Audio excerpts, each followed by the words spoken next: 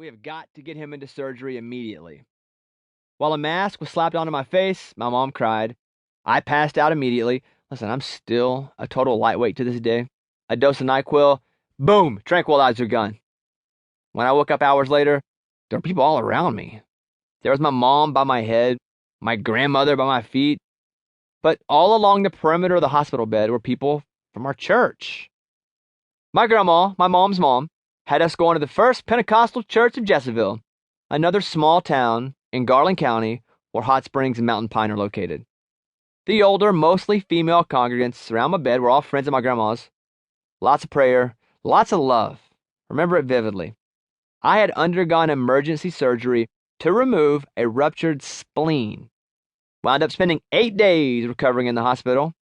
A deep, ugly scar ran from beneath my beltline all the way to the bottom of my sternum. You know what? I was lucky.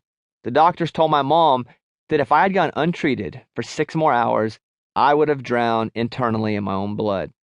At the time, I took it as no big deal. I was a kid. But looking back now, I think, holy crap, I almost died from my insides bleeding. I was pretty lucky, also pretty stupid, not to have let my mother know a little sooner how much pain I felt. If this had happened when I was 25, I surely could have used this story to impress some girls, right? Falling on the boat trailer and the surgery after it is the earliest complete memory that I have.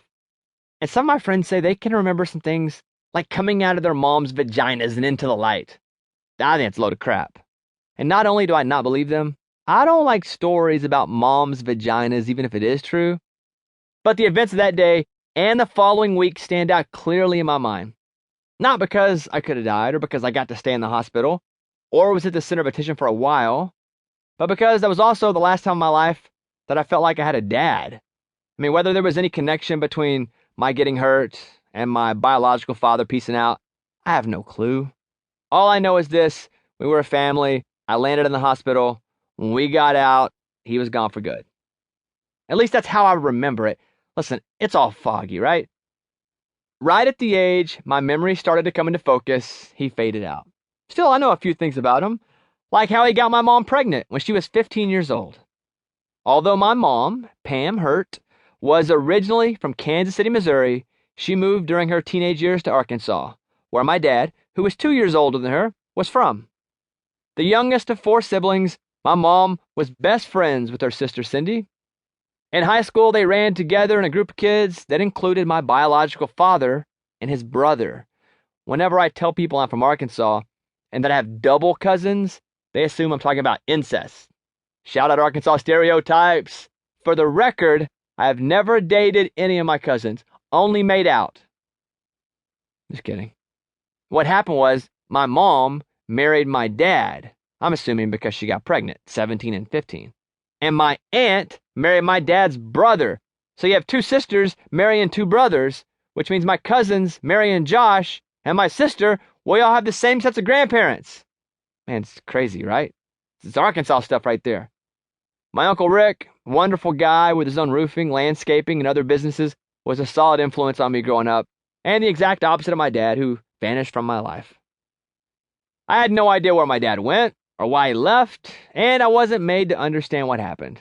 I didn't know what questions to ask when I was young, and I was too resentful to ask them when I was older, but I decided, you know what? I'm not missing anything. Really, the only memory I have of him before he left is a hazy image of being in a room with him and a bunch of other guys. He was trying to get me to say curse words in front of his buddies. I guess he thought it'd be funny to hear a 4-year-old drop the F-bomb, but I wouldn't do it. Listen, I was a prude even then. Dumb memory, I know, not even a full memory, but it's all I got up here in the old brain tank.